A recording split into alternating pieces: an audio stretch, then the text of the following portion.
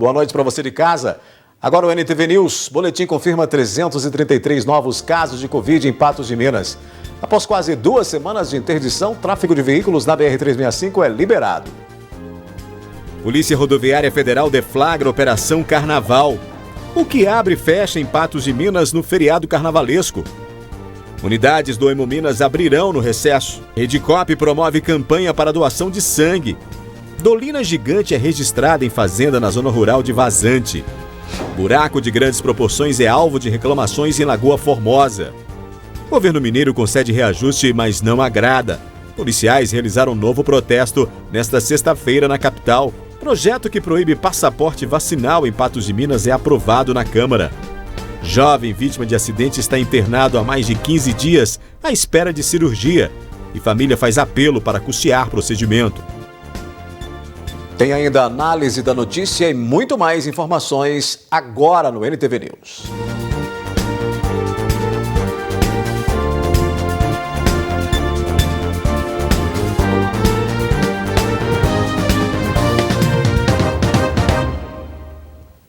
Teve início nesta sexta-feira a Operação Carnaval 2022 da Polícia Rodoviária Federal. A Operação Carnaval da Polícia Rodoviária Federal faz parte da Operação Rodovida. A ação tem como objetivo garantir segurança nos deslocamentos dos usuários pelas rodovias federais. Essa operação teve início nesta sexta-feira e vai até a quarta-feira, dia 2 de março. O nosso objetivo é garantir a fluidez do trânsito nas rodovias de Minas, Lembrando aos motoristas que, em razão das chuvas de janeiro e fevereiro, algumas partes das rodovias estarão interditadas, algumas rodovias em Minas estarão interditadas. Mas o nosso objetivo é garantir a fluidez, inclusive com orientação para os motoristas nesse aspecto. Haverá aumento na fiscalização em trevos da região, como em Varjão de Minas, Patrocínio e Patos de Minas. Um dos motivos é evitar acidentes, principalmente por embriaguez ao volante. Já na nossa região aqui, na BR-365, nós temos um cuidado muito grande com alguns pontos que nós sabemos que são pontos um pouco mais críticos, justamente em relação às festas. São os trevos próximos às cidades, em especial Patrocínio, Patos de Minas e na região do Varjão de Minas também, que é o pessoal que acha que vai só daqui até ali. Então, nessas imediações de perímetro urbano, a PRF vai intensificar a fiscalização. O que mais nos chama a atenção no carnaval é que o pessoal, no carnaval, a gente sabe que é uma festa que a galera gosta de beber um pouquinho a mais, e até às vezes um pocão a mais. Então, a nossa preocupação é, se você vai beber, você não deve dirigir. A lei te proíbe dirigir. Se você for pego embriagado dirigindo, a multa é de R$2.000 e dependendo da quantidade de álcool no seu sangue, você será encaminhado para a Polícia Civil. Você vai responder um processo criminal, você vai ter que pagar uma fiança, normalmente altíssima, para responder o processo em liberdade. E se você não tiver o dinheiro para pagar a fiança, ou não quiser, caso seja a sua opção, vai responder o processo preso. A proibição de tráfego para alguns veículos de carga. Não poderão transitar veículos ou combinações passíveis ou não de autorização especial de trânsito ou autorização específica, tendo peso e dimensões que excedam 2,6 metros de largura, 4,4 metros de altura, 18,8 metros de comprimento e 57 toneladas. A proibição fica nesta sexta-feira, das 4 às 10 horas da noite, no sábado, às 6 da manhã até o meio-dia, na terça-feira, das 16 horas até às 10 horas da noite e na quarta-feira, das 6 da manhã ao meio-dia. Você vai encontrar uma rodovia com um trânsito mais fluido, o que não é desculpa para abusar da velocidade, não é desculpa para correr demais, nem realizar aquelas manobras que vão colocar em segurança você e os demais ocupantes do veículo. Para evitar transtornos na estrada, o de sempre, planejamento e garantir a revisão do veículo que você irá dirigir. Em razão, justamente, das estradas que possivelmente em alguns pontos podem estar obstruídas, programe a sua viagem. Esse carnaval, mais do que em qualquer outra época do ano, em qualquer outro período anterior, é necessário você conferir se a estrada que você vai pegar vai estar liberada. Além disso, em razão das chuvas, confira o estado dos seus pneus, se eles estão em bom estado de conservação, se estão calibrados. Não se esqueça de olhar o seu step. Mantenha os vidros do seu carro limpo, mantenha os faróis acesos ao longo de toda a viagem, seja de dia, seja de noite, até porque hoje é exigido pela legislação, E, por favor, mantenha o seu telefone celular desligado ou no modo silencioso, deixe para olhar as mensagens apenas no seu destino. E, claro, mais uma vez, é carnaval, frisando mais uma vez, o pessoal gosta de beber, se for dirigir, não beba, lembrando aí que a multa chega até R$3.000 e, eventualmente, você pode até ser preso pela prática de um crime. Depois de quase 2 semanas de interdição e muitos transtornos por causa dos danos ocorridos na Ponte dos Vieiras, o tráfego de veículos foi finalmente liberado na BR-365. O trecho em que está a Ponte dos Vieiras, que fica no quilômetro 427 da BR-365, foi interditado no dia 13 de fevereiro, após as fortes chuvas que ocasionaram uma erosão. Durante os dias de interdição, uma alternativa. Em horários específicos, uma passarela era colocada, quando pedestres, então, podiam passar para chegar ao outro lado do buraco que se formou na BR-365. Tá complicado demais para nós que depende de passar aqui nessa BR aqui. E outra, nós veio de madrugada para Ceasa, aí deixou o carro de lá da rodovia e alguém buscou em nós. E agora nós tá querendo atravessar de volta e nós não sabíamos que não podia atravessar. Após 11 dias interditada, a rodovia que dá acesso a cidades como Patrocínio e Uberlândia foi liberada pela manhã em sistema de pare-siga para a colocação de defesas metálicas. Depois, a liberação para a fluidez do trânsito. O DENIT encerrou as obras ontem. Com a colocação do asfalto foi necessário esperar um pouco lá para o asfalto assentar, porque ali foi um asfalto completamente novo, em cima do cascalho. Então daí a necessidade de manter a pista fechada ainda durante toda a noite.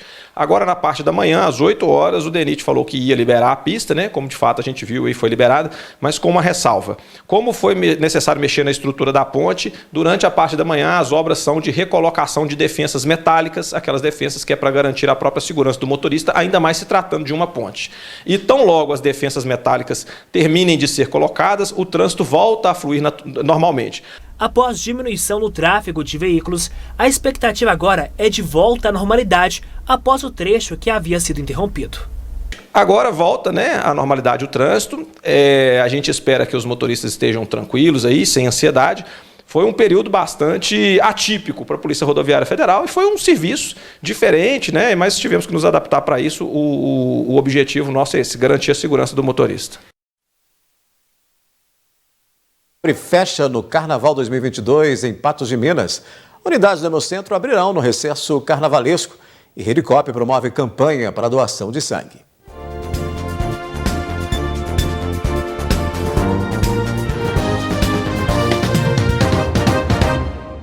Mesmo com um período carnavalesco diferente do esperado para 2022, devido ao novo crescimento da quantidade de casos positivos para a Covid-19 neste início de ano, o que levou muitos municípios a não realizarem eventos públicos, o recesso da data festiva será mantido.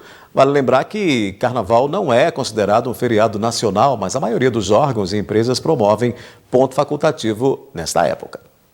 A administração municipal de Patos de Minas decretou pontos facultativos para os dias 28 de fevereiro e 1º de março, quando ficam abertos apenas a UPA, que é 24 horas, o Centro de Enfrentamento à Covid, de 7 às 19 horas, o Parque do Mocambo, de 6 às 18 e o cemitério, de 7 às 18 horas para visitação. Ainda conforme a Prefeitura, a coleta de lixo ocorre normalmente nos 2 dias. Em relação aos atendimentos bancários, a Febraban informou que na segunda e terça-feira de Carnaval não haverá expediente ao público nas agências. Já na quarta-feira de cinzas, o início do expediente deve ser ao meio-dia, com encerramento em horário normal de fechamento das agências.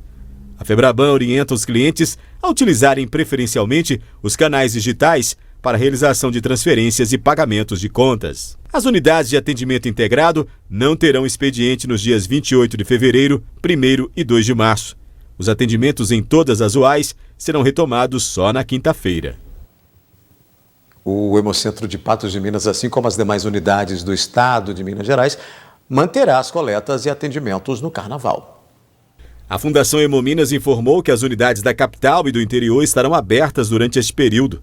O objetivo é estimular candidatos e doadores a colaborarem para aumentar os estoques de sangue, que passam por quedas expressivas em todos os tipos sanguíneos, principalmente nos tipos O positivo, O negativo e A negativo. A direção do Hemocentro de Patos de Minas comunicou que na segunda-feira o funcionamento ocorre excepcionalmente de 7 às 11 horas. Na terça-feira não terá expediente, mas de quarta até sexta-feira os serviços serão retomados no mesmo horário. Além de atender a demanda de sangue dos hospitais nas urgências e emergências, cirurgias e transplantes, o Hemocentro precisa ter os estoques regularizados para atender pacientes de coagulopatias e hemoglobinopatias que precisam constantemente receber transfusão de sangue e hemocomponentes. A doação pode ser agendada online no site do Hemominas ou pelo MGEP Cidadão. Até porque o Hemocentro de Patos de Minas atende aí pelo menos 30 municípios ou mais de 30 municípios, né, com todos esses hemocomponentes, com todas essas doações de sangue que ajudam a toda uma rede, né, macro-regional de saúde continuar funcionando, e daí essa necessidade de estar abastecendo esses estoques, mantendo esses estoques de sangue em dia. Agora, por falar no assunto, teve início nesta sexta-feira e vai até 31 de março a campanha de doação de sangue voluntário Sangue Bom. A ação é promovida pela Rede Coop. Desde os últimos dias, o Hemocentro de Patos de Minas enfrenta dificuldades para manter os estoques de sangue. Nesse momento, sim, nós estamos tendo problema com relação a manter estoques que sejam adequados, tanto para a cidade quanto para a região. Então, nós estamos tendo problema, sim, em poder ter estoques que sejam minimamente tranquilos. Sabendo disso, a Rede Coop, que é a união das 13 cooperativas de Patos de Minas, lançou a campanha de doação de sangue voluntário Sangue Bom. O estoque do Hemominas está muito baixo. Cirurgias eletivas estão sendo adiadas, postergadas. Pessoas em leitos hospitalares estão precisando de sangue e com risco que esse estoque venha a zerar. Então, mais uma vez, pedimos a todos que venham participar dessa campanha, que façam sua doação de sangue. A ação começou nesta sexta-feira e vai até o dia 31 de março deste ano. Os primeiros doadores ganharão um brinde personalizado. Doar sangue é simples, rápido e seguro para quem doa. A quem recebe, o gesto vale muito. Uma única doação pode ajudar até 4 pessoas. Em uma única doação, são coletados no máximo 450 mililitros de sangue. Doando sangue está salvando vidas. As cirurgias aqui no Hospital Regional, inclusive, estão acumuladas pela falta de questão de sangue. Então, todos nós temos que estar sensíveis a esse momento e ajudar. Vamos ser voluntário, vamos ser doador Sangue Bom. Não é uma questão só de Patos, foi do estado inteiro. Então, outros bancos não têm como suprir a necessidade aqui. Então, nós precisamos muito que vocês venham nos ajudar nessa campanha. Para doar é simples, fácil e você estará salvando vidas. A questão principal, qualquer pessoa que tenha sintomas gripais deve evitar, né, pelo menos 7 dias após o término dos sintomas vir poder fazer a doação. Mas pessoas que tenham acima de 50 quilos de peso, entre 18 e 60 anos, são pessoas que podem fazer a doação. É mais interessante que gozem de boa saúde, mas aquelas pessoas que fazem uso de determinados medicamentos, até como antihipertensivos, podem vir fazer a doação. A restrição fica com medicamentos como os antibióticos. Na vigência da utilização do antibiótico deve-se evitar a vinda. Pessoas que fazem ingestão de bebida alcoólica, pelo menos 12 horas de abstinência para que possa vir fazer a doação. Pessoas acima de 60 anos, até 69 anos, que tenham feito já alguma doação antes dos 60 anos, também podem vir doar. E problemas com relação a determinados procedimentos, como a utilização, né, a injeção de botox, a utilização o implante de piercing, ou a realização de tatuagens, esses realmente precisam de um período de 12 meses após esse procedimento para que possa vir fazer a doação. Daqui a pouco tem a previsão do tempo para o fim de semana. Você vai ver que Dolina Gigante é registrada em fazenda na zona rural de Vazante. Buraco de grandes proporções é alvo de reclamações na cidade de Lagoa Formosa.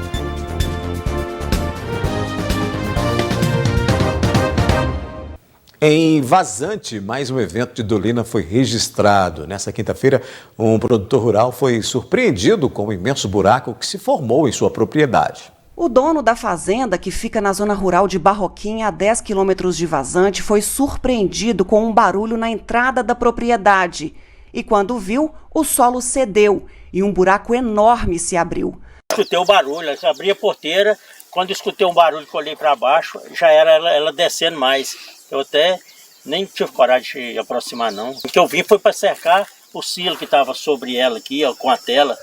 E assim que foi Deus que me ajudou, que eu não cheguei nesses 20 minutos, né? Eu estava subterrado aí. A cratera tem cerca de 50 metros de diâmetro e 40 metros de profundidade. O fenômeno geológico é conhecido como dolina, uma característica de dissolução de rochas de calcário embaixo da superfície terrestre, e outros registros assim já foram vistos em vazante. A dolina também pode ser provocada pela ação humana, quando há falta de drenagem eficiente e há vazamentos de água ou de coleta de esgoto. Nesse caso, na fazenda do Osteir José, foi uma ação natural. A Polícia Ambiental foi acionada e registrou a ocorrência. Em Lagoa Formosa, um buraco de grandes proporções tem tirado o sossego dos moradores do bairro Nossa Senhora do Rosário. Eles temem que a erosão coloque em risco a estrutura das residências. Este buraco começou a se formar há aproximadamente 20 dias, na Rua D, esquina com a Rua José de Matos, bairro Nossa Senhora do Rosário, em Lagoa Formosa. Até então, apenas cavaletes e uma lombada de cascalho foram colocados no local para sinalizar. Enquanto isso, crianças brincam à beira do local, que tem cedido dia após dia. Isso, a rede aqui está com uns 20 dias que ela arrebentou. E às vezes coiou, mas disse que não tem jeito de fazer nada porque não tem essas manias. É de barro, feita de barro, não tem 10. Então eu acho que eles estão tomando a providência, ver se manda fazer outros, mas não sei também certeza que vai sair não. Os 20 dias que está piorando cada vez mais. Hoje, ele se aproxima de residências e alguns moradores já cogitam deixar o local. Esse casalinho mais de cá, aqueles portão aqui, tá mudando. Já vai tirar os trenzinhos dele aí. Agora o outro ainda vai ficar uns dias, porque diz que ali está mais sem perigo. Mas ainda assim, o senhor que mora ali um pouquinho para cima, está preocupado também? Na esquina lá, mas eu estou com medo, que aquele buraco lá vai só subindo, sabe? Além do perigo de que o barranco que se formou continue cedendo, o esgoto corre a céu aberto. Fica muito ruim, porque a gente não tem jeito de fazer nada, porque eles estão morando no centro, a gente está aqui no beirado, aqui, né, só fazer o quê? Mas a gente aí é tolerando, porque... Mas preocupado? Preocupado, que é o lugar que a gente tem para morar, né, só? A gente comprar outra casa, outro lote, não tá dando conta e também não tem nem como, não. Quem mora por aqui tenta entender o que aconteceu e pede providências antes que o pior aconteça. Porque a gente sabe que a crise está brava para todo mundo, mas um trem desse que tem que dar providência, porque nós não dá conta. Nós não tem máquina, não tem nada, né? Isso que tem que resolver.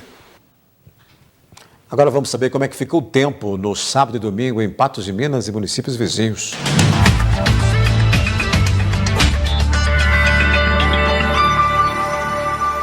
Se você pensa em trocar seus óculos, já sabe onde ir, né? O fim de semana deve ser com tempo instável e temperaturas em elevação no Alto Paranaíba e Noroeste Mineiro. De acordo com o IMET, a tendência é de céu nublado com pancadas de chuva isolada. No sábado, em Patos de Minas, as temperaturas oscilam entre 18 e 30 graus. No domingo, mínima e máxima devem ser as mesmas na capital do milho. Em Lagamar, no sábado e domingo, a máxima prevista é de 31 graus. Em Lagoa Grande, mínima de 21 e máxima de 30 graus no sábado. E no domingo, a máxima prevista é de 31 graus. Em Lagoa Formosa, a previsão é de máxima de 30 graus no sábado e de 29 graus no domingo. E em Presidente Olegário, os termômetros devem registrar mínima de 18 e máxima de 30 graus no sábado. E no domingo, as temperaturas variam de 18 a 31 graus.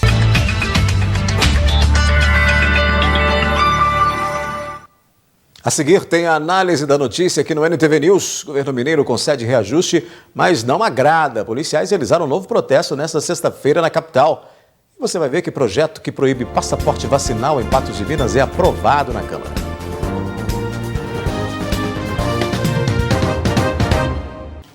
O reajuste geral de 10,06% nos salários de todo o funcionalismo do Estado não agradou às forças de segurança, que deflagraram greve desde o início da semana exigindo a recomposição salarial.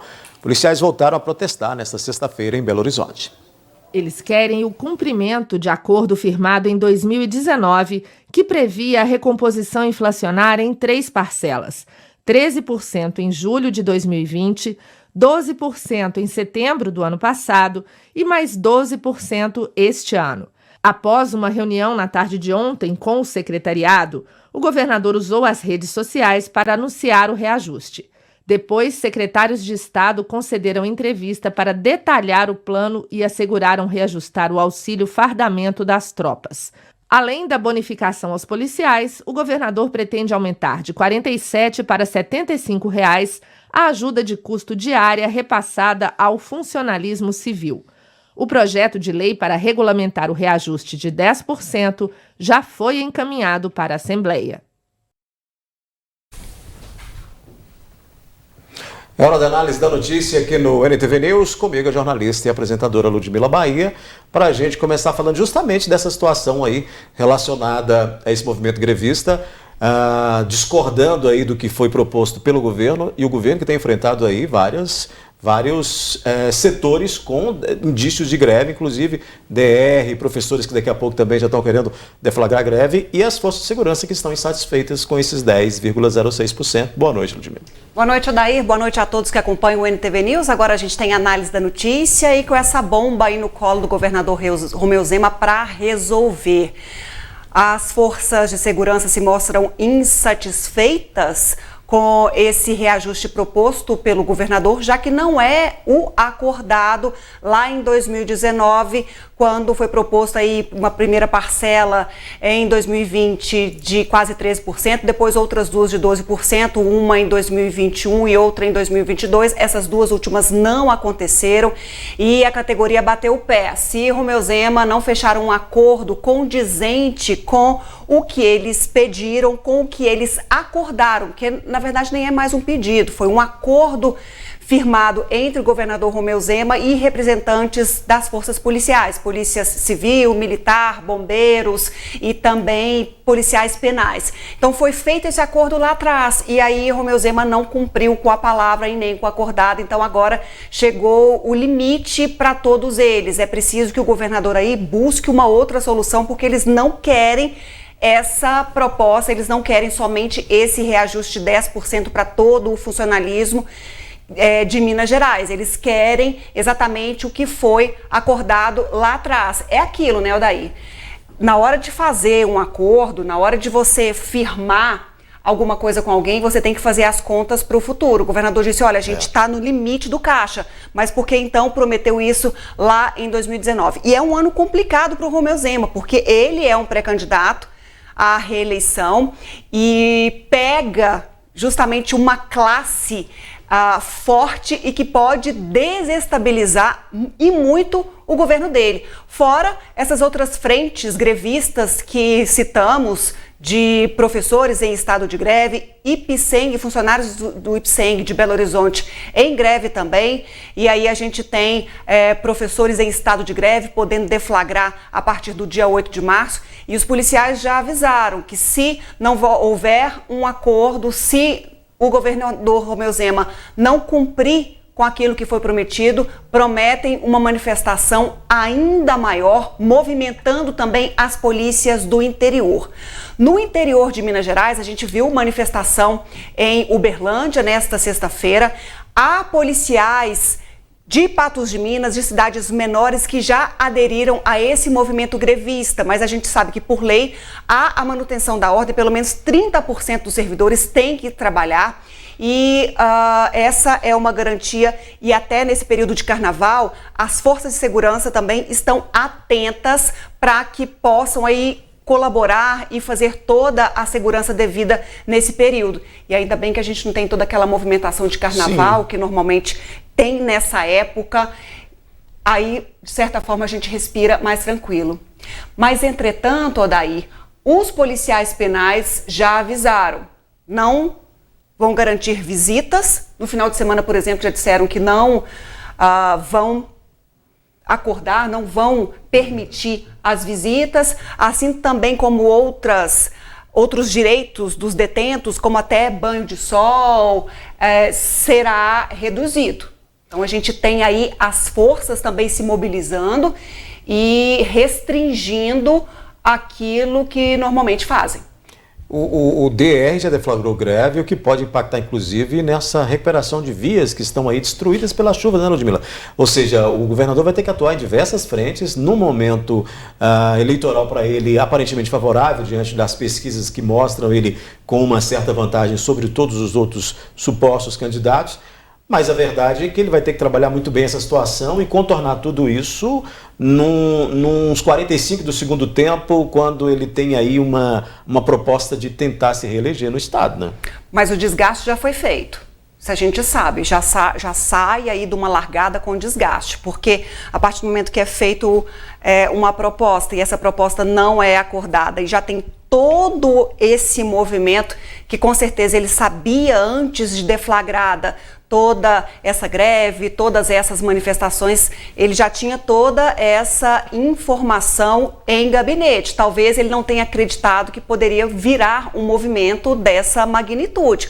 Agora a bomba explodiu, ele tem que, o mais rápido possível, aí controlar o incêndio, essa fumaça toda, porque ele tem desafio próximo aí e muita coisa ainda por fazer, Romeu Zema. E claro, essa pressão num ano eleitoral para essas categorias é o momento ideal para poder tentar forçar uma aproximação e uma resolução dessa situação, até porque em outros anos isso provavelmente não seria discutido tão amplamente para chegar a um consenso e dar essas margens reivindicadas por essas categorias, né? Exatamente. Sabe uma coisa que eu observei? O governador sempre utiliza muito as redes sociais, coloca até a vida particular dele ali com muita frequência, e desde que isso tudo aconteceu e todo esse desgaste, ele deu uma boa recuada, tanto que não foi ele que foi falar ontem, dar essa boa notícia aí para os servidores públicos de Minas Gerais. Não foi ele que foi anunciar o reajuste de 10,06% no vencimento dos servidores públicos. Mandou ali o primeiro escalão dar essa notícia porque ele também já sabia que não agradaria. Então, nesse momento, sai de cena, deixa outros no foco da atenção e até fica mais restrito com as redes sociais. E pelo contrário, é nessa hora que a gente quer ver a cara, é nessa hora que a gente quer ver os gestores em ação até para buscar ou dar uma solução para quem tanto espera. Esse afastamento porque é muita dor de cabeça para o Zema num momento como esse, né? O governador realmente passa por momentos muito complicados. Nesse período todo de gestão dele, ele não teve uma situação tão agravada assim, com vários setores exigindo recomposição salarial.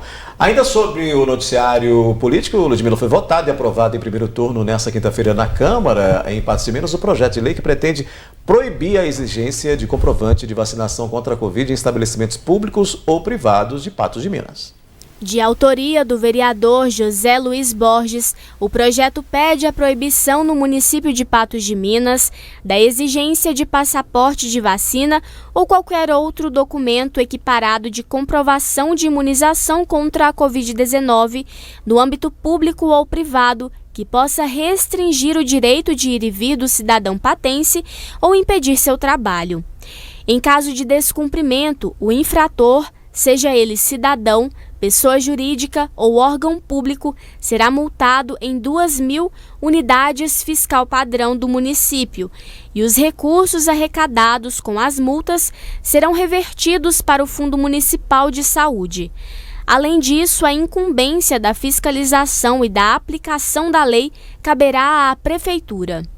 É que os cidadãos patenses não possam ser separados a partir de suas escolhas. Então, é um projeto que se trata sobre liberdade de ir e vir, liberdade das escolhas. Então, e também temos aquelas situações, né, inclusive colegas aqui da casa, em que seus filhos, que ainda não se podem ainda nem vacinar, estão sendo cobrados as vacinações. Então, estende isso a toda a população, de que ainda tem aquelas pessoas, né, que ainda não se vacinaram e a gente tem que evitar esse tipo de cobrança.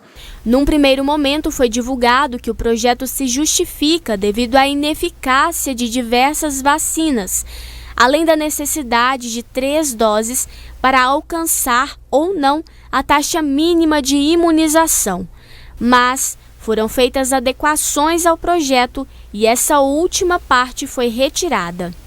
Quero fazer uma observação para os colegas vereadores, que a justificativa que foi colocada nesse projeto foi enviado para os senhores de forma errada, né, de forma enganada pela assessoria da Câmara, porque uma vez a gente fez uma modificação no projeto, isso aconteceu, inclusive foi na semana passada, se eu não me engano, ou atrasada, e foi a prazo de ter mandado para os senhores ela corrigida, não essa que está aqui, colocando em dúvida a questão da eficácia das vacinas. Então, peço aos senhores que vejam, né, o projeto hoje como está. Foi enviado pela comunicação da Câmara para os senhores, ele corrigido. Durante a votação, o vereador José Eustáquio de Faria Júnior, mesmo votando favorável, disse não estar convencido pelo projeto e refletiu que a saúde foi politizada. Esse projeto me convidou a fazer uma reflexão, sabe, vereador José Luiz? Eu confesso que ainda não estou convencido, né, do meu posicionamento em relação ao mérito, mas, veja bem, quando as pessoas vão viajar para algumas áreas do Pará, por exemplo, elas são obrigadas a apresentarem cartão de vacinação de malária. Algum tempo atrás, no estado de Goiás, que tinha um surto de febre amarela, as pessoas, para entrarem naqueles locais, elas tinham que comprovar a vacinação da febre amarela. O que eu não consigo absorver e entender toda essa discussão, porque a saúde foi politizada, sabe? Isso não pode existir mais. E eu entendo que hoje a melhor forma de acabar com essa pandemia, sem sombra de dúvidas, é a vacinação. Então, aí é outra reflexão, reflexão de empatia, né? Poxa, eu tenho que pensar no outro, tenho que pensar em como que o outro se comporta, porque eu dependo dele para a minha saúde prevalecer, para eu ficar saudável, né? Então, eu estou refletindo muito acerca disso. Mas, em relação à legalidade do projeto, que é o primeiro turno de votação, evidentemente, eu voto, já adianto, favoravelmente. Concede uma parte, vereador? Esse seu questionamento eu acho legítimo, né, plausível de ser feito, tem que ser feito. Eu acho que não é um questionamento apenas seu, mas de grande parte da população, né? Mas que fique para a gente discutir isso para o segundo turno. Ao decorrer dos dias, vou conversando com os senhores, apresentando decisões a nível de justiça da primeira instância, né? E vou mostrando também outros fatos para que, quem sabe assim, eu possa conquistar o voto dos senhores. Então, no primeiro turno, que a gente venha aprovar e a discussão fique para o segundo. O projeto de lei foi aprovado em primeiro turno por 14 votos e seguirá para votação em segundo turno. O vereador José Luiz, ele nunca escondeu que é contra a vacina. Ele não é a favor da vacinação contra a Covid-19, que é algo que, francamente, eu não consigo entender, mas entendo a oportunidade que ele tem como membro do Legislativo e o direito que ele tem como membro do Legislativo propor fazer uma proposta de lei como essa. O que não dá para entender é alguém querer não ser possível mostrar que está vacinado para entrar em determinado estabelecimento, e isso num texto de um projeto dizendo que pode ser penalizado caso seja exigido esse tipo de documento. Agora, se a vacina está comprovadamente dizendo que previne a Covid-19, que previne agravamento da Covid-19, o vereador chegar ao ponto de propor uma ideia como essa, né, um projeto de lei como esse, deixa a gente realmente muito preocupado sobre de que maneira está sendo conduzido o nosso legislativo. Projeto esse que foi aprovado por 14 votos na Câmara em primeiro turno. E eu não sei se os vereadores realmente entenderam o que eles estavam votando. Não sei se eles leram exatamente o que estavam votando. Dentro de uma situação que ainda não foi nem proposta em Patos de Minas de exigência, né? Odair, a gente tem uma situação preocupante aí, até porque o vereador fala assim, não, a gente vai discutir isso em segundo turno. Pelo amor de Deus, precisa de chegar no segundo turno para discutir algo tão importante? Porque adiar um diálogo em primeiro turno, aí todo mundo tem isso como convincente, aí passa e aí depois a gente discute. Como assim? A gente está numa casa legislativa que merece uma discussão ampla, um debate franco, aberto, não é indo de porta em porta de vereador para convencer a votar a favor no segundo turno. Por favor, a gente quer saber o que os senhores estão discutindo de forma aberta, não é dessa forma aí como a gente viu sendo falado em plenário, né, para todo mundo ouvir. Então é esse tipo de discussão, né, na calada, ali na surdina, que vai explicar o quê? E aí não é político, é que bate o martelo com relação a uma pandemia, a vacina, né? A gente vê os especialistas, os pesquisadores, dando ampla discussão sobre o benefício da vacina. Hoje a gente viu o Fábio Beccheretti, secretário de Estado de Minas Gerais, comemorando mais de 1 milhão de doses distribuídas no estado. E aí, Odair, ele falando que Minas Gerais não registrou nenhum caso grave após a aplicação da vacina contra a Covid-19 em pessoas vacinadas. Também não houve complicações em decorrência da vacina nas crianças e adolescentes que já receberam a dose no estado. Então, o secretário de Estado colocando aí os números à mesa. E se a gente tem uma situação de controle da pandemia, é justamente porque a gente tem uma arma poderosa contra um vírus letal, contra um vírus perigoso. Então, a gente tem a vacina à disposição, de graça, e aí a gente discute ainda, a gente vai barrar em algumas frentes que vai discutir. Tudo bem, não quer, mas pensa no próximo. E aí a gente tem a ação de entrada em Patos de Minas em estádio de futebol. Talvez seja o único local em Patos de Minas que esteja... Que não é uma decisão do município, que é uma decisão da Federação Mineira, né? Que é uma deliberação da Federação Mineira para proibir, para autorizar o público ir ao estádio, mas aí tem que apresentar. É o único local, eu não sei de outro local que tem sido exigido de passaporte de vacina em Patos de Minas.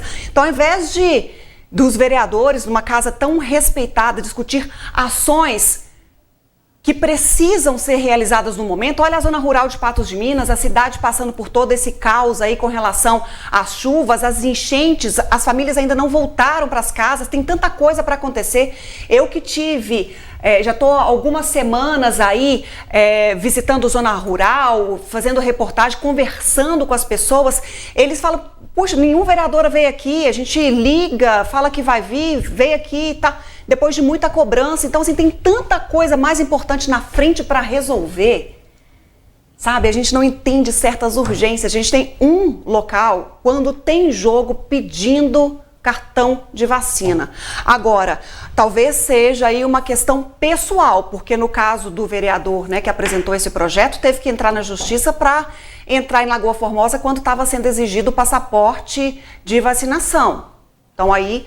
o vereador tem que ver onde que ele quer ir, que aí é exigido o passaporte, que fatalmente ele não vai conseguir entrar. Mas a minha avaliação, Odair, tem questões muito mais urgentes para uma casa dessa potência resolver, fiscalizar, estar junto aí com o município, porque tem muita gente carente, precisando também dos vereadores e agora, nesse momento. Trabalhar mais em prol da comunidade, não em prol das ideias políticas que não vão levar a nada. Eu não sei se o vereador sabe dessa situação, ou se os que votaram a favor sabem, mas para entrar nas empresas, para trabalhar em uma empresa, por exemplo, nas de alimentação aqui em Patos de Minas, você precisa atualizar o seu cartão de vacina. Você não é obrigado a apresentar um registro que você se vacinou, mas você tem que levar o cartão de vacina para provar que você está imunizado. Então, vereador, essa é uma situação que precisa ser discutida mais amplamente e no entendimento geral de empatia com quem está ao seu lado, se quer ou não vacinar. E não no segundo turno apenas, e porque não no segundo turno. É uma situação que já devia ter sido decidida, inclusive, né? Vamos fazer um rápido intervalo, então, aqui no NTV News. Daqui a pouco a gente mostra que jovem vítima de acidente está internado há mais de 15 dias à espera de cirurgia e família faz apelo para custear procedimento. Você vai ver que o boletim epidemiológico de hoje confirmou 333 novos casos de Covid-19 em Patos de Minas. Já, já. Agora a gente mostra o caso de um rapaz que sofreu um acidente de trânsito recentemente e está internado à espera de vaga para cirurgia. A família faz apelo para conseguir custear o procedimento na rede particular de saúde. O jovem da foto é Gabriel Belchior Silva, de 18 anos. Gabriel sofreu um acidente de trânsito no dia 15 deste mês. Ele teria caído de moto no bairro Morada do Sol, em Patos de Minas. No dia 10, ele estava transitando ali pela Avenida Patrício Filho, no bairro Morada do Sol, quando de repente ele só viu um carro fechando ele e veio derrubar da moto. Ele ainda, no sangue quente, conseguiu ir até a casa da minha mãe, que mora no Alto Colina. Lá ela chegou lá sentindo muitas dores. Após sofrer o acidente, o jovem Gabriel, de apenas 18 anos, foi trazido aqui para a Santa Casa de Misericórdia de Patos de Minas com uma fratura na patela da perna direita. Até então ele se encontra internado na unidade. Ele precisa fazer uma cirurgia de correção. Porém, como aqui na unidade não possui esse tipo de serviço, ele deve ser transferido para o hospital regional ou outro hospital capacitado que faça o procedimento cirúrgico. Só que até agora, a única providência que a unidade de saúde tem tomado é para aliviar as dores que ele tem sentido todos os dias. De acordo com o tio de Gabriel, a Santa Casa de Misericórdia apenas monitora o estado de saúde do jovem. Todos os dias, ele tem um pedido de transferência negado pelo Sistema Único de Saúde, o SUS. A gente fica até meio perdido, porque a gente sente numa espada de dois gumes. A gente vê o lado do SUS, que não tem muito o que recorrer por falta de médicos e equipamentos, e por outro a gente vê que os políticos em geral, não vou ocupar um nem outro, mas em geral, devia preocupar mais um pouco com a parte de saúde. Hoje, a família de Gabriel só tem duas alternativas a se fazer. A primeira é pedir ajuda em dinheiro para poder operar o jovem. Como a gente sabe que o SUS demora um pouco a sair a cirurgia, nós estamos para mobilizar a população para nos ajudar, que seja, não importa um valor, para que a gente consiga realizar a cirurgia dele em um hospital particular.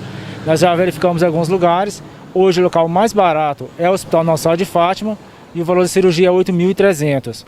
Então a gente pede aí que a população puder nos ajudar, não importa 50 centavos, R$1, 10, o que puder ajudar a gente aí para a gente poder tirar ele aqui dessa situação e fazer a cirurgia dele, que é uma fratura na patela, na região do joelho. A segunda é processar o Estado para que pague a cirurgia em uma unidade hospitalar privada. A gente está procurando um advogado do SUS, mas porém é aquela questão, né? É um processo mais lento, demorado, e nem tudo está nas mãos do médico e nas mãos do advogado também.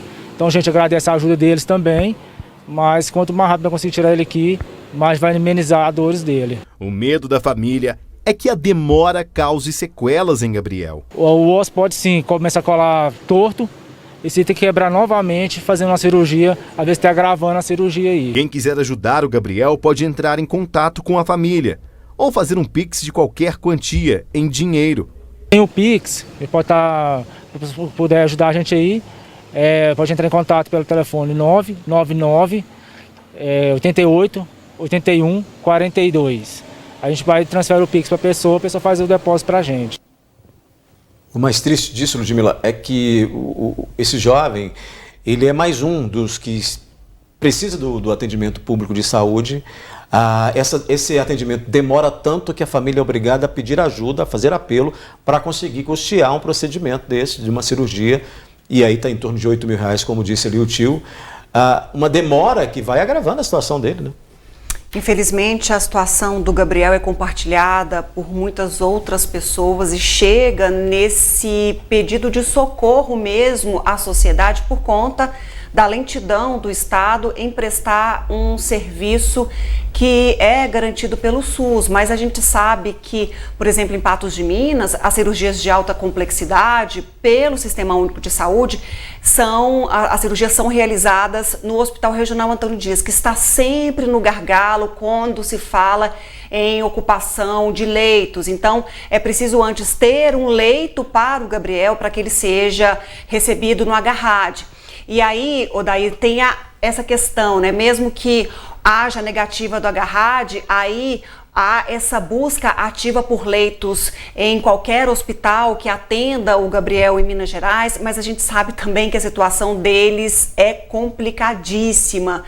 Tanto que também nessa fala do secretário de Estado da Saúde, o Fábio Baccheretti, com relação a vagas em hospitais públicos, ele disse até que não haverão mais leitos destinados somente para receber pacientes com Covid-19, né? Essas pessoas que apresentarem e necessitarem de internações em hospitais públicos terão garantia de atendimento, mas não só com vagas reservadas. Por que isso? Porque é percebido a necessidade de ampliação de leitos de enfermaria, de terapia intensiva na rede pública. Então, é uma iniciativa tomada pelo Estado, visto aí o recrutamento de outros leitos para receber casos como o do Gabriel, que é urgente. A família fala, olha, não tem mais como, agora chegou no nosso limite, passaram-se 10 dias de internação e até agora nada. Desespero. Então, por favor, alguém ajuda. Esse é o apelo. E a gente tem visto a comunidade muito ativa, a gente tem visto a comunidade abraçando casos como o do Gabriel. E aqui no jornalismo da NTV também a gente abraça, apoia e deseja toda a recuperação para esse jovem, bem como todas as pessoas também que aguardam ansiosamente por uma vaga para seguirem com os tratamentos que tanto precisam. E continua o caos no nosso sistema de saúde, né? Vamos atualizar os dados da Covid-19 em Patos de Minas, então. O boletim epidemiológico desta sexta-feira na tela aí, apontando que 333 novos casos foram confirmados em relação ao informe anterior. Deste total, segundo a Prefeitura, 186 são remanescentes ao período de 13 a 24 de janeiro. Ao todo, 11 patenses estão internados. Houve confirmação de 3 novos óbitos, Ludmila. As vítimas, todas do sexo masculino, com idades de 73, 82 e 90 anos, faleceram nos dias 6, 17 e 22 de fevereiro. A ocupação de leitos públicos está em 5,88% para as enfermarias e 13,33% nas UTIs. Analisando também a ocupação total de leitos para todas as doenças nos hospitais particulares e públicos, são 11 em leitos clínicos e 10 em UTIs. Ludmila, apesar desses 3 novos óbitos contabilizados aí para o boletim municipal, ainda há uma diferença muito grande do que está sendo divulgado, vem sendo divulgado já há algum tempo pelo Estado, né? A gente tem observado que o Estado tem sido aí mais ligeiro, mais rápido na divulgação do retrato de óbitos com relação à Covid-19 em Patos de Minas do que o próprio município. A gente tem informação do Estado que foram 6 mortes só essa semana. A gente lamenta muito por essas famílias nesse pé da pandemia. A gente tem aí tantas mortes, né? A gente teve aí mais de uma morte, né, por dia, mas não necessariamente que ocorreram essa semana, vale lembrar isso, porque às vezes mesmo que o Estado esteja divulgando esses dados mais rapidamente, podem ter serem ocorridos na semana passada, em outros dias, mas enfim, só essa semana o governo do Estado de Minas Gerais, conforme o boletim epidemiológico, confirmou mais 6 mortes em Patos de Minas. Segundo o Estado, são 595 vítimas do coronavírus no município.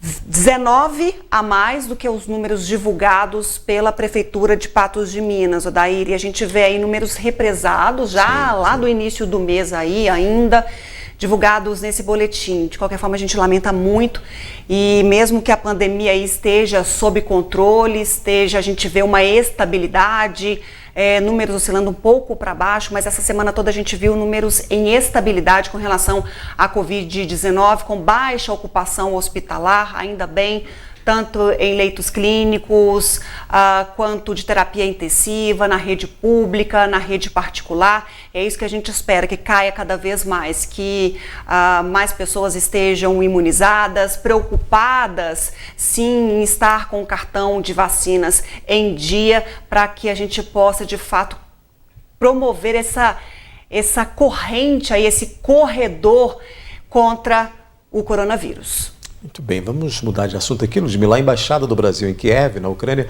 anunciou na tarde desta sexta-feira que um trem vai partir da capital com destino à cidade de Chernivtsi, no oeste do país, que fica nas proximidades da fronteira com a Romênia.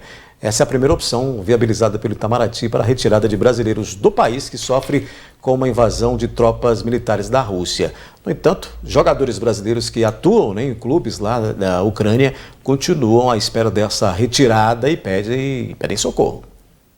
Eu estou no momento numa cidadezinha afastada aqui do interior, aproximadamente 2 horas de Kharkiv, que era onde eu morava, e após os ataques do bombardeio de ontem, às 5 horas da manhã, que a gente acordou com o barulho das bombas, saímos correndo aqui, eu com minha namorada, viemos para casa da avó dela, no interior. A situação aqui onde eu estou, exatamente no ponto que eu estou, é bem calma em relação aos ataques aéreos, bombas, porque praticamente não tem muita coisa em volta, não tem cidade grande, nada. E há uma movimentação maior de carros passando, com rápidos e tanques. volta e meia passa algum tanque. Mas a situação em Kharkiv, onde eu morava, e onde estão brasileiros que estavam comigo, eles estão lá ainda, a situação lá é tão ruim quanto Kiev, eles estão sendo bombardeados lá frequentemente, há barulho de bombas, e eles estão protegidos, mas é uma situação tensa, e desde ontem eu venho mantendo contato com a embaixada, eles querem muito nos ajudar, infelizmente a gente está numa área muito longe do oeste da Ucrânia, para que possamos cruzar a fronteira, e uma dificuldade de poder se locomover, porque não só a gasolina, mas a Rússia está em tudo que é lado, então pode haver a gente parar e entrar no meio de algum conflito, mas a embaixada disse que vai nos tirar daqui, vai fazer o máximo que for, e nós mesmos também estamos buscando informações, meios de conseguir também ir para o oeste, e onde possamos sair. Ludmila, o Rodrigo Batroski, há 6 meses pelo menos, né, atua pelo Volchansky e estava justamente numa cidade que é fronteira com a Rússia, né? E aí, inclusive, ele deu entrevista para um grande site circular, um grande site brasileiro, que é o UOL, falando que acordou, né, juntamente com os familiares, né, com o barulho das bombas, né? E aí conseguiu sair dessa cidade. Mas sabe que tem colegas, tem amigos que estão do mesmo clube, né, que estão numa situação, ainda não saíram dessa zona mais crítica desses ataques russos à Ucrânia. Eu conversei com o Rodrigo nesta sexta-feira, ele até iria entrar ao vivo conosco aqui no NTV News para contar desse sentimento, da visão de um brasileiro em meio a toda essa guerra, o desespero, a tensão, a busca por socorro do governo brasileiro. Mas a gente tem aí um fuso de 5 horas, lá são mais 5 horas a partir desse horário que a gente tem aqui no Brasil. O Rodrigo está numa situação de tensão muito grande com a namorada, com os familiares por lá, mas ele prometeu falar conosco aqui ao vivo, mas ele mandou esse vídeo aí até num pedido mesmo para ampliar essa voz aí de mais brasileiros, de mais jogadores que atuam nesse time ucraniano por socorro. Eles disseram que não têm sido atendidos como precisariam pela embaixada brasileira e vivem um momento assustador, o que não para menos, né? O Rodrigo conta que 5 jogadores brasileiros estão escondidos no porão, estão desorientados, desnorteados. Ele conseguiu sair um pouco mais cedo ali com a família, mas também está perdido em meio, não sabe se de repente a cidade que ele está, por enquanto, mais calma até nesse momento, mas daqui a pouco, dependendo do nível que vai chegar essa guerra aí, se pode chegar até esse país, até porque a Rússia vem aí chegando mais perto, cercando Kiev mesmo de todas as maneiras.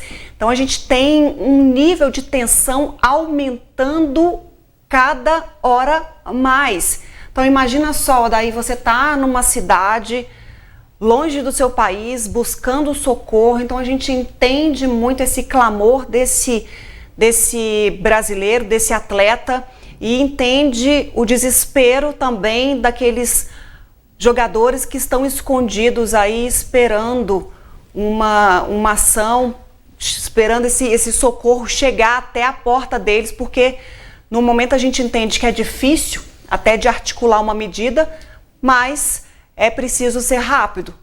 Claro. Não tem outra alternativa. Inclusive a gente mostrou essa semana, né, o apelo de outros jogadores na mesma situação, inclusive com familiares, com esposa, com criança, pedindo ali socorro ao Itamaraty para serem retirados dessa zona ofensiva aí de guerra da Rússia com a Ucrânia, justamente pelo medo, pelo temor do que possa acontecer a essas famílias todas, né? Exatamente, eles estão na segunda maior cidade, né, da Ucrânia, Kharkiv, então tá assustador. A gente de cá torce muito para que cessem mais vítimas, né? Mais pessoas inocentes sendo vítimas aí desse ataque que a gente surreal, não entende. A gente sabe que muito dessa tensão já existe lá desde 2014, mas essa medida, nessa magnitude, a gente de fato não queria ver ainda mais agora. Não bastasse toda a destruição da pandemia, 2 anos de pandemia da Covid-19,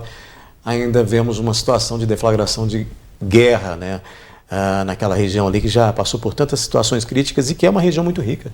É uma região, esses clubes aí, esses brasileiros vão para lá justamente porque é uma região, o Shakhtar Donetsk e outros clubes lá, são clubes que muito ricos, né? É uma região com muito dinheiro e gosta muito do futebol brasileiro. Esse pessoal tem essa oportunidade de trabalho, vai para lá. É uma pena que isso esteja acontecendo, não só lá, como em qualquer outra parte do mundo. Análise terminando, Ludmila. Amanhã é sábado, não temos a análise da notícia, mas na segunda-feira a gente está aqui juntos. E desejando paz e saúde para todo mundo. Muito obrigada pela sua companhia, pela sua audiência. A gente se vê amanhã também às 19 horas. Amanhã se vê, certamente. Em nova edição do NTV News. Fique bem informado também lá no nosso site patosja.com.br. Boa noite e um ótimo final de semana para você. Boa noite, obrigado pela companhia. Até amanhã.